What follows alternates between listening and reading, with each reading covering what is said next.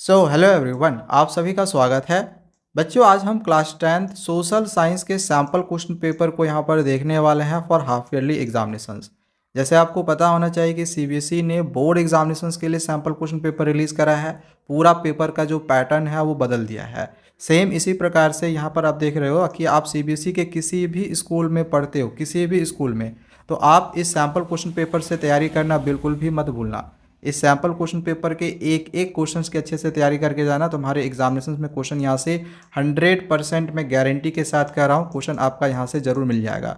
CBSE के बिल्कुल नए पैटर्न के अनुसार ही जो क्वेश्चन है यहाँ पर आप देख रहे हो कि जो क्वेश्चन है ये सेट करा गया है।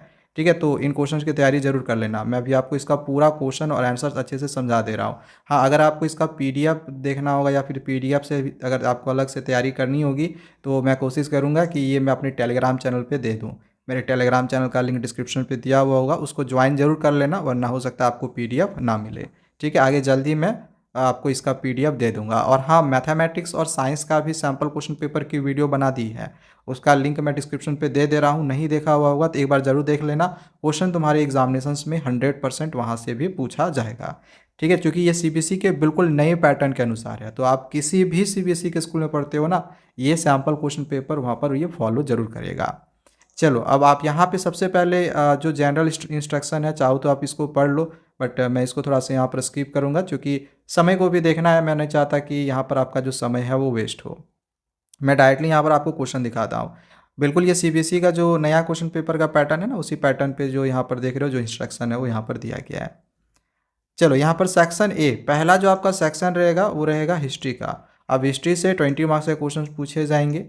कौन कौन से क्वेश्चंस रहेंगे? स्टार्टिंग में कुछ मल्टीपल चॉइस रहेगा, फिर कुछ शॉर्ट लॉन्ग टाइप में भी रहेगा। वही यहाँ पर देखो, पहला मल्टीपल चॉइस क्वेश्चन यहाँ पर दिया गया है।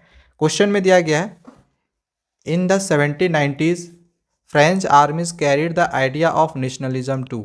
1790s में जो फ्रेंच आर्मीज थे ये लोग नेशनलिज्म के आइडिया को कहाँ तक लेकर गए थे, कहाँ कहाँ लेकर गए थे? तो ऑप्शन ए में दे रखा है हॉलैंड, बेल्जियम, स्विट्ज़रलैंड, इटली, यहाँ लेकर गए। या फिर जर्मनी, ब्रिटेन, स्पेन, पुर्तगाल, यहाँ तक लेके गए। ये option C Poland, Austria, Hungary और ग्रीस तक लेकर गए। या फिर रसिया, प्रूसिया, डेनमार्क और स्वीडन तक ले गए।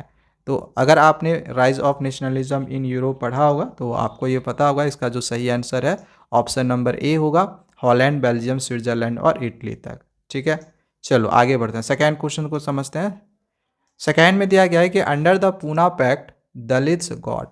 पूना पैक्ट के अंदर में दलित को इनमें से क्या मिलता है? Separate electorate, reserved seats in legislatures voted by general electorate, option C है नो पॉलिटिकल रिप्रेजेंटेशन, या फिर ओनली लोकल लेवल रिजर्वेशन। तो इसका जो राइट आंसर होगा, इसका राइट आंसर होगा option number B, reserve seats in legislatures voted by general electorate. इनको लेजिस्लेचर्स में जो सीट्स है वो इनके लिए रिजर्व रखा गया। चलो आगे बढ़ते हैं। अब यहाँ पर आपको ये वाला पेंटिंग दिखाई दे रहा होगा जो कि जर्मनिया का है। तो वही यहाँ पर क्वेश्चन है कि ये जो पेंटिंग है Germania guarding the Rhine was created by, इस पेंटिंग को जो कि दिखाया गया जर्मनिया गार्डिंग द राइन, इसको किसने क्रिएट किया था, किसने बनाया था? लॉरेंस क्लैसन ने, जॉन हर्डर ने, फ्रेडरिक आर्नडट ने, या फिर ऑटो वन बिस्मार्क ने? इसका राइट आंसर होगा ऑप्शन नंबर ए, लॉरेंस क्लासन ने। आगे बढ़ते हैं नेक्स्ट क्वेश्चन नंबर 4 की ओर। क्वेश्चन नंबर आगे यहाँ पर 4 नंबर में कॉलम 1 और कॉलम 2 करके यहाँ पर 2 कॉलम दिए गए हैं। आपको पहले इसको मैच करना है, फिर यहाँ से जो भी ऑप्शन करेक्ट होगा वो आपको यहाँ पर चूज़ करना है। सबसे पहले अगर यहाँ पर देखो, ये जो बंकिम चंद्र चट्टोपाध्याय है, तो बंकिम चंद्र चट्टोपाध्याय में देखा जाए तो इन्होंने वंदे मातरम गीत लिखा था, तो ये करेक्ट होगा। हालांकि बंकिम चंद्र चट्टोपाध्याय ने भारत माता की पेंटिंग भी बनाई थी, लेकिन पहली बार ये पेंटिंग बनाई थी बंकिम चंद्र चट्टोपाध्याय ने। लेकिन यहाँ पर फर्स्ट पेंटिंग की बात नहीं कही गई है, फेमस पेंटिंग की बात की गई है। तो फेमस पेंटिंग जो बनाया था वो बनाया था अविंद्रनाथ टैगोर ने। ठीक है, और अगर फर्स्ट पेंटिंग यहाँ पर रहता तो फिर बंकिम चंद्र चट्टोपाध्याय ही होता। ठीक है, भारत माता की पहली पेंटिंग बनाई थी बंकिम चंद्र चट्टोपाध्याय ने, याद रखना, और फेमस पेंटिंग बनाई थी अविंद्रनाथ टैगोर ने। इसके बाद जो रविंद्रनाथ टैगोर हैं, इन्होंने बैल्ट्स और नर्सरी राइम्स को कलेक्ट करा, ठीक है। और नतेशा शास्त्री ने यहाँ पर इसका हो जाएगा फॉल्कलोर ऑफ साउथर्न इंडिया। तो ये ऑप्शन नंबर कौन सा, देखो वो ए का 3 कहाँ पर है, ए का 3 यहाँ पर है, फिर बी का 4 भी है यहाँ पर, ठीक है। और सी का 1, देखो सी का 1 है, डी का 2 है। सो राइट आंसर ऑप्शन 4 होगा। चलो आगे बढ़ते हैं। देखो इसमें 4 ही एमसीक्यूज हैं, ठीक है, इसमें 4 ही एमसीक्यूज हैं। अब बाकी इसमें शॉर्ट लॉन्ग टाइप वाले आपको क्वेश्चन मिलेंगे। जैसे इसका फर्स्ट क्वेश्चन है, what is meant by the idea of satyagraha. Idea of satyagraha से आप क्या समझते हो। इसके आंसर्स को भी फिलहाल मैं एक्सप्लेन नहीं कर रहा हूँ, इसका आंसर लेकिन आप लोग याद जरूर कर लेना, एग्जामिनेशन पॉइंट ऑफ व्यू से मोस्ट इंपॉर्टेंट है। फिर क्वेश्चन है, why Indians we are outraged by the Rowlatt Act. Rowlatt Act को लेकर जो इंडियंस थे ये लोग क्यों विरोध प्रदर्शन कर रहे थे। फिर यहाँ पर क्वेश्चन है, why did nationalist tensions emerge in the Balkans. Balkans में जो नेशनलिस्ट टेंशन थी ये क्यों उभर रही थी, क्यों बढ़ रही थी। इसको अच्छा एक चीज़ यहाँ पर नोटिस करो, हिस्ट्री के आपके जितने भी क्वेश्चन रहेंगे तो यहाँ पर आपको ऑप्शनल क्वेश्चन मिल जाता है। अगर आपको एक नहीं आ रहा है तो आप दूसरा कर सकते हो, ठीक है। हिस्ट्री के हर एक क्वेश्चन में यहाँ पर देखो हमें एक इंटरनल चॉइस मिल रहा है, तो ये बहुत ही अच्छी चीज़ है, बहुत अच्छा स्टेप्स है जो कि सीबीएसई ने यहाँ पर करा है कि हिस्ट्री में आपको हर एक क्वेश्चन के लिए ऑप्शनल क्वेश्चन दिया गया है। एक नहीं आएगा दूसरा कर सकते हो, जैसे अगर मुझे ये नहीं आ रहा है तो मैं ये कर सकता हूँ, ठीक है ना। क्वेश्चन इसमें, what steps the French revolution take to create a sense of collective identity among the French people. फिर यहाँ पर ये वाला क्वेश्चन देख लो, क्वेश्चन नंबर 7 में क्या है। इसमें हमें जर्मन यूनिफिकेशन के प्रोसेस को ब्रीफली ट्रेस करना है, ठीक है। मतलब जर्मनी का यूनिफिकेशन कैसे हुआ इसके बारे में आपको एक्सप्लेन करना है, लिखना है। अगर ये नहीं आ रहा है तो आप इसके आंसर्स को लिख सकते हो, ठीक है ना। तो यहाँ पर आपको ऑप्शन जो है वो मिल रहा है, इंटरनल क्वेश्चन जो है आपको इंटरनल चॉइसेस क्वेश्चन यहाँ पर काफ़ी मतलब लगभग सारे क्वेश्चन में हिस्ट्री में दिए गए हैं। आ जाते हैं आगे क्वेश्चन नंबर 8 में। यहाँ पर आपको एक केस स्टडी टाइप वाला क्वेश्चन दिखाई दे रहा होगा, जिसमें यहाँ पर आपको सबसे पहले तो इसको पूरा पढ़ लेना, पढ़ने के बाद जो आंसर है वो आपको यहाँ पर देना है, ठीक है। 3 केस स्टडी बेस्ड क्वेश्चन आएगा, ठीक है। हिस्ट्री से आएगा, पॉलिटिकल साइंस से आएगा, ज्योग्राफी से आएगा। इकोनॉमिक्स से केस स्टडी बेस्ड क्वेश्चन नहीं आएगा। इसका पहला क्वेश्चन दिया गया कि who design the Swaraj flag of 1921। 1921 में स्वराज फ्लैग को किसने डिज़ाइन करा था। तो इसको आप पढ़ोगे, ठीक है, तो यहाँ से आपको एक आइडिया मिलेगा, फिर उसके आंसर्स को आपको यहाँ पे लिखना है। तो अगर इसका आंसर हम देखें तो इसका आंसर होगा महात्मा गांधी, ठीक है। स्वराज फ्लैग को 1921 में महात्मा गांधी ने डिज़ाइन करा था।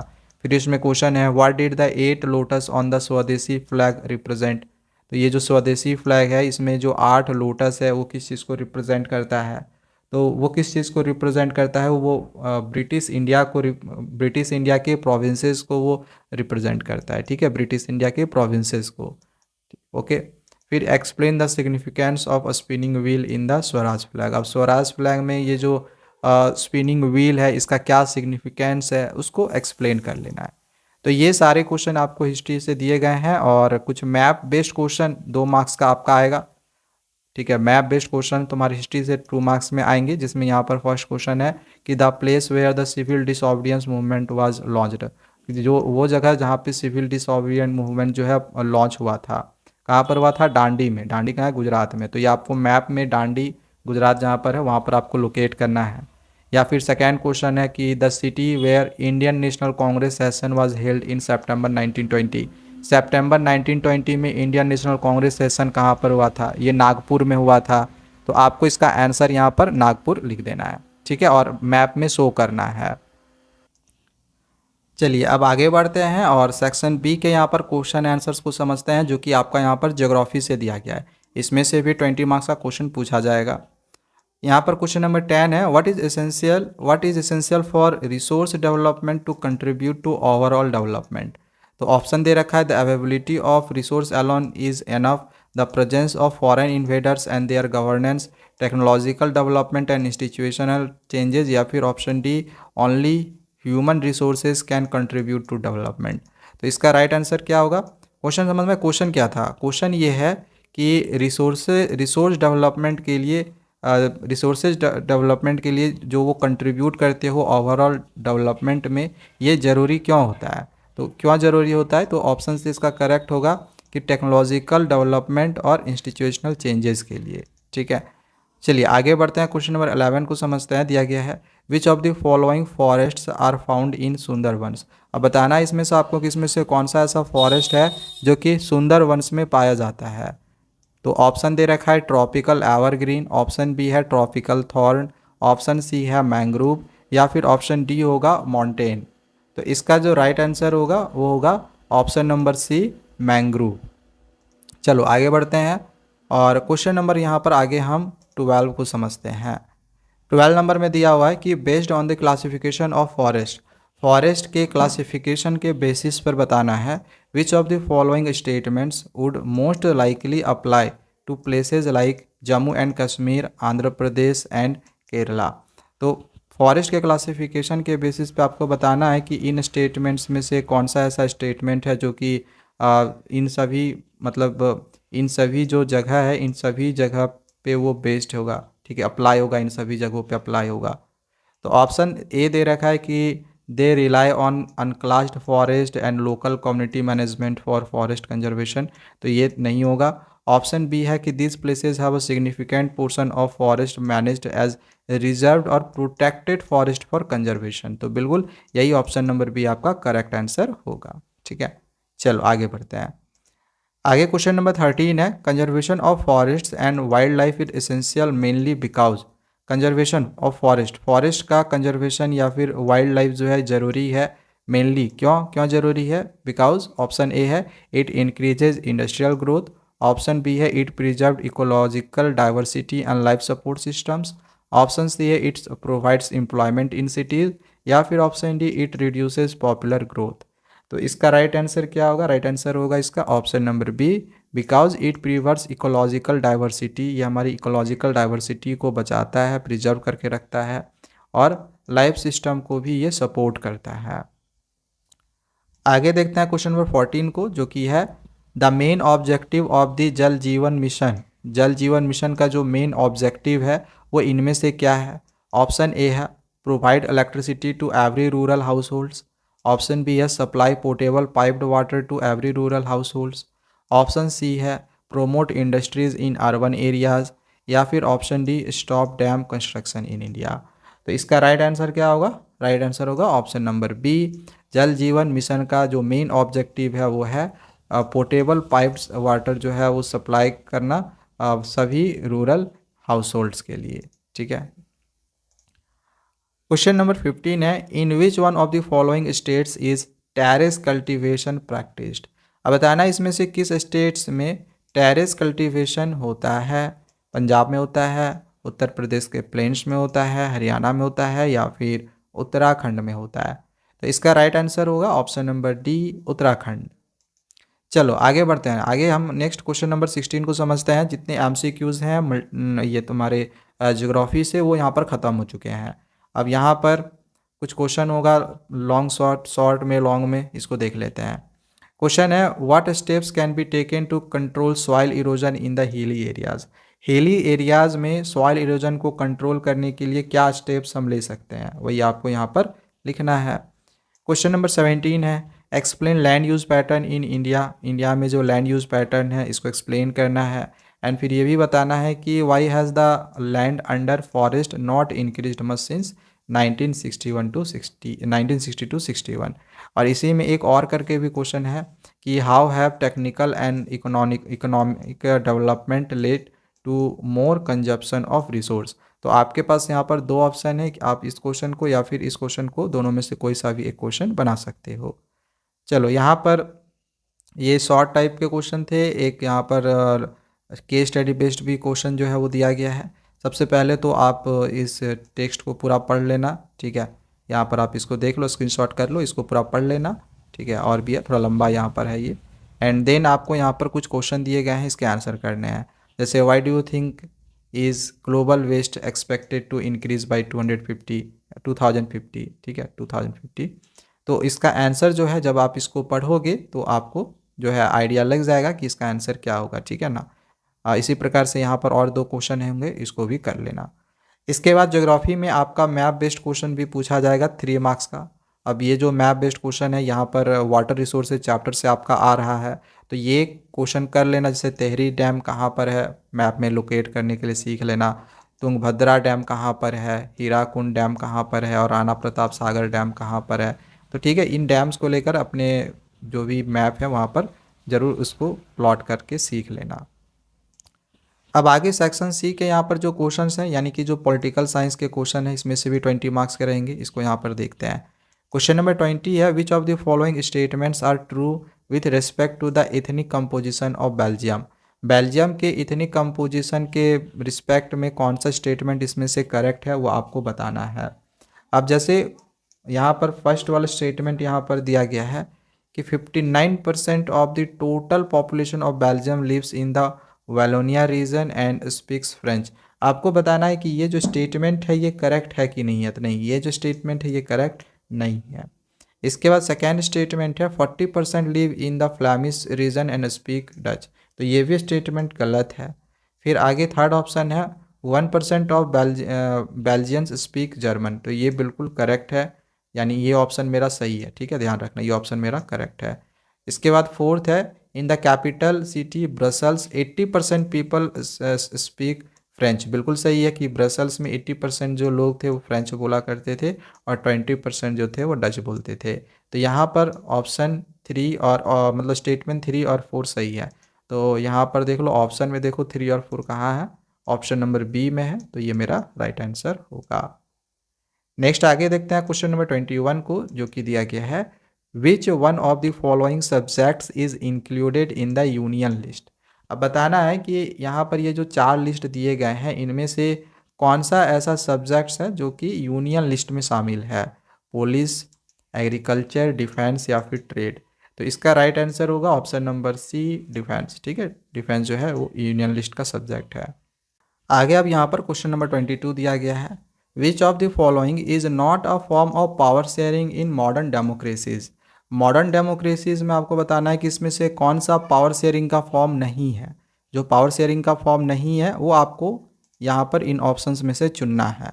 पहला ऑप्शन है कि power shared among different organs of government. तो बिल्कुल ये तो है। बी में है power shared among governments at different levels. तो ये भी होता है। ऑप्शन सी है power shared among different political parties, pressure groups and movements. तो ये भी है। ठीक है, ऑप्शन डी है power shared only with the majority community. तो ये बिल्कुल भी नहीं है कि जो पावर है ये सिर्फ मेजोरिटी कम्युनिटी में ये शेयर्ड होता है। तो ये नहीं होगा। तो जो नहीं था वही आपको बताना था। तो यही वाला ऑप्शन नंबर डी जो है वो करेक्ट आंसर होगा। अब यहाँ पर एक जो क्वेश्चन है, यहाँ पर एक असर्शन रीजन का क्वेश्चन दे दिया गया है। असर्शन में दिया गया है कि there was tension between Dutch speaking and French speaking communities in Belgium during 1950s and 1960s। तो 1950 और 1960s के दौरान में डच स्पीकिंग और फ्रेंच स्पीकिंग कम्युनिटीज़ के बीच में काफ़ी टेंशन बढ़ गया था। तो बिल्कुल बढ़ गया था। ठीक है, तो ये स्टेटमेंट मेरा करेक्ट है, ये ट्रू है। फिर आगे यहाँ पर दिया गया है रीज़न में, इसका रीजन दिया गया है कि Dutch speaking people got the benefits. ऐसा मतलब टेंशन क्यों बढ़ा था, तो वही चीज़ यहाँ पर रीजन में दे दिया गया कि जो डच स्पीकिंग लोग थे इनको बेनिफिट ज़्यादा मिलता था इकोनॉमिक डेवलपमेंट का या फिर एजुकेशन का। तो बिल्कुल ये भी जो रीजन है वो करेक्ट है, यानी असर्शन और रीजन दोनों करेक्ट है, करेक्ट एक्सप्लेनेशन कर रहा है। So right answer is option number A. चलो आगे देखते हैं। क्वेश्चन नंबर 24 में दिया गया है कि हाईलाइट एनी 2 की फीचर्स ऑफ फेडरलिज्म। अब फेडरलिज्म के 2 आपको की फीचर्स को लिखना है। ठीक है, तो वो लिख लेना, इजी है। क्वेश्चन नंबर 25 है state 1 prudential reason and 1 moral reason for power sharing. Power sharing के लिए एक आपको प्रूडेंशियल रीजन और एक मोरल रीजन लिख लेना है। क्वेश्चन नंबर 26 है what is the difference between our federal form of government and a unitary one. Federal form of government और यूनिटरी वन में क्या डिफरेंस है, इसको एग्जाम्पल के साथ एक्सप्लेन करना है। क्वेश्चन नंबर 27 है power sharing is the very spirit of democracy. Power sharing जो है वो डेमोक्रेसी की स्पिरिट है, यानी आत्मा है। तो इस स्टेटमेंट को जस्टिफाई करो एग्जाम्पल्स के साथ। ध्यान रखना कि जितने भी 5 मार्क्स वाले क्वेश्चंस होंगे, जैसे ये 5 मार्क्स का क्वेश्चन है, 5 मार्क्स वाले क्वेश्चंस को 120 वर्ड में लिखना है, जो कि ऊपर में इंस्ट्रक्शन में ही दे दिया गया था। यहाँ पर आपको एक और ऑप्शन मिल जाता है, अगर इस क्वेश्चन को नहीं बनाना है तो इस क्वेश्चन को भी आप बना सकते हो। ठीक है, चलो अब इसका यहाँ पर जो केस स्टडी बेस्ड क्वेश्चन है इसको देख सकते हो। यहाँ पर ये वाला जो टेक्स्ट दिया गया है इसको पढ़ लेना, एंड यहाँ पर आपको इसके आंसर लिखने हैं। जैसे दिया गया state any two demands of Tamils in Sri Lanka. Sri Lanka में जो तमिल्स थे उनकी क्या 2 डिमांड्स थी। तो पढ़ोगे आपको समझ में आएगा, और चैप्टर भी पढ़ा होगा तो अच्छे से आपको पता चल रहा होगा कि आंसर क्या होगा। ठीक है, तो यहाँ पर 2-3 क्वेश्चन है, इसको कर लेना। ये सब बिल्कुल भी मत छोड़ना, क्योंकि मैं बार बार कह रहा हूँ कि ये सीबीएसई का ही दिया हुआ सैम्पल क्वेश्चन पेपर है, तो परीक्षा में जरूर आएगा। इसके बाद आपका जो लास्ट सेक्शन रहेगा, सेक्शन नंबर डी, वो इकोनॉमिक्स से रहेगा। इससे एग्जामिनेशंस में भी 20 मार्क्स के ही क्वेश्चन आएंगे, और इसमें सबसे ज़्यादा आपका एमसीक्यू रहेगा। सो क्वेश्चन नंबर 29 दिया गया है, under employment is caused when. Option दिया हुआ है more workers are employed than actually required. Option B है fewer workers are employed than actually required. Option C है workers are paid more than their actual output. या फिर option D jobs are given only to high educated workers. तो इसका जो right answer है option number A होगा। Under employment तब होता है जब ज़्यादा वर्कर्स एम्प्लॉयड होते हैं देन एक्चुअली रिक्वायर्ड। जितनी की रिक्वायर्ड नहीं होती उससे ज़्यादा वर्कर्स अगर एम्प्लॉयड रहते हैं तो उसी को अंडर एम्प्लॉयमेंट बोला जाता है, या तभी होता है।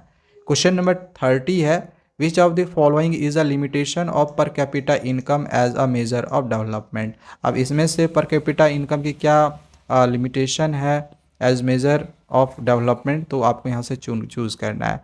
जैसे ऑप्शन ए है it shows the income distribution among people. Option B है it hides income inequality through gives a basic idea. Option C है it is only factor needed for development. या फिर option D it mainly reflects industrial growth. तो इसका जो right answer होगा option number B होगा। जो इनकम होता है, पर कैपिटा इनकम होता है, ये इनकम इनक्वालिटी को हाइड करता है through gives a basic idea. ठीक है, चलिए आगे बढ़ते हैं। क्वेश्चन नंबर 31 को देखते हैं। 31 है, विच example shows how the tertiary sector supports both primary and secondary. कौन सा एग्जाम्पल इसमें से शो करता है कि जो टर्सरी सेक्टर है ये प्राइमरी और सेकेंडरी सेक्टर दोनों को सपोर्ट करता है।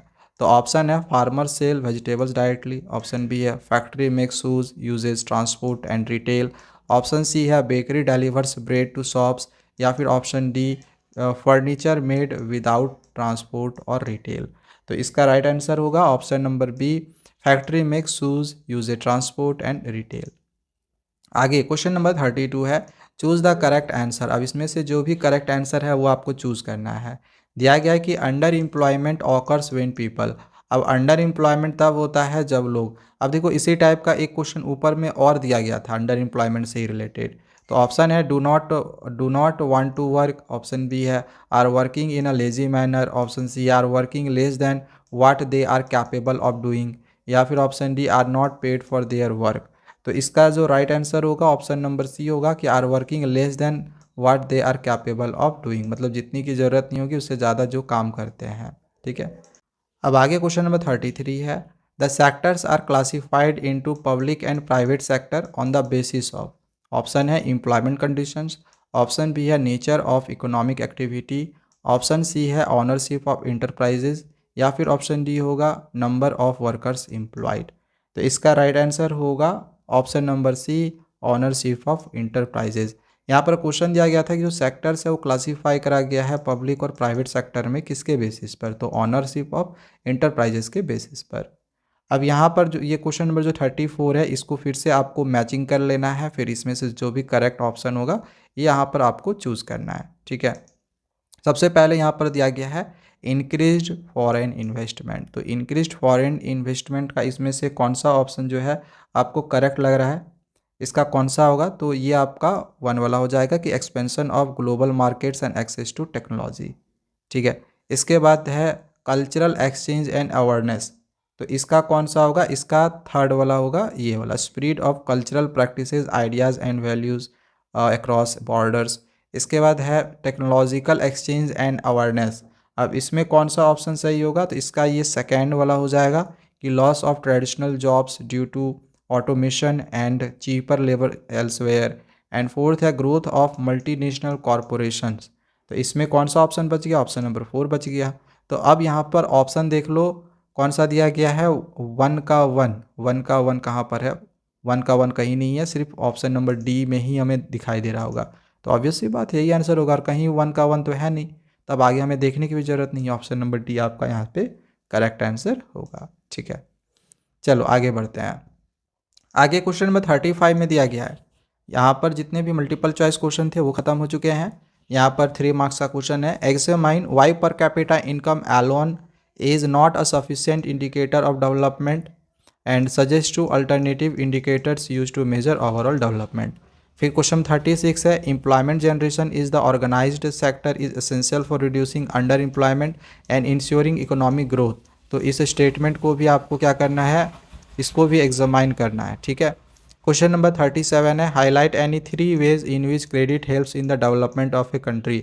अब जो क्रेडिट है किस प्रकार से आपको हेल्प करता है कंट्री के डेवलपमेंट के लिए, इसके 3 तरीके आपको लिखने हैं। एंड क्वेश्चन नंबर 38 है, जो कि आप यहाँ पर देख लो। ठीक है, इसमें 2 क्वेश्चन दिया गया है, 5 मार्क्स का क्वेश्चन है। क्वेश्चन बड़ा है इसलिए मैं नहीं पढ़ रहा हूँ। मेरा मोटिव है आपको क्वेश्चन दे देना, इसके क्वेश्चन को आप स्क्रीनशॉट करके रख के इससे तैयारी कर लो। और मैं कोशिश करूंगा कि इसका जो पीडीएफ है ये आपको अपने टेलीग्राम चैनल पे दे दूं, तो टेलीग्राम को जरूर ज्वाइन कर लेना। ठीक है, जल्दी इसका पीडीएफ मैं वहाँ पर आपको भी प्रोवाइड कर दूंगा। ओके, तो क्वेश्चन नंबर 9 में और क्वेश्चन नंबर 19 में जो मैप वाले क्वेश्चंस थे वो आपको यहाँ पर लोकेट करने हैं। ठीक है, यहाँ पर लोकेट करना है। आपको याद होगा कि हिस्ट्री में 2 क्वेश्चन पूछा गया था, एक शायद डांडी वाला आंसर था। ठीक है, एक डांडी आंसर था, तो यहाँ पर ये डांडी हम लिख देंगे। और बी यहाँ पर है, बी में क्या था, कांग्रेस सेशन वाला क्वेश्चन था ना जो नागपुर में हुआ था, तो यहाँ पर बस नागपुर कर देंगे। तो हिस्ट्री का यहाँ पर मैप तो वाला क्वेश्चन भी मैंने करवा दिया है। बाकी ज्योग्राफी वाला जो 4 क्वेश्चन दिया था, 4 में से कोई सा भी 3 ही आपको इसमें से कर लेना है। ठीक है, 3 ही यहाँ पर आपको मैप में लोकेट करना है। सो बस यहाँ पर मैंने ये ख़त्म कर दिया है। और जैसे कि मैंने बोला कि ये सोशल साइंस का मैंने करवाया है, मैथमेटिक्स और साइंस का ऑलरेडी मैंने सैम्पल क्वेश्चन पेपर की वीडियो बनाई हुई है हाफ ईयरली परीक्षा के लिए। अगर देखना होगा तो लिंक डिस्क्रिप्शन पे दिया होगा, जाके देख लेना। ठीक है, बाकी इंग्लिश का और हिंदी का बच गया या इन्फॉर्मेशन टेक्नोलॉजी का बच गया तो वो आगे वीडियोज़ में अपलोड करूँगा, तो चैनल को सब्सक्राइब करके रखे रहना। Thank you, bye bye.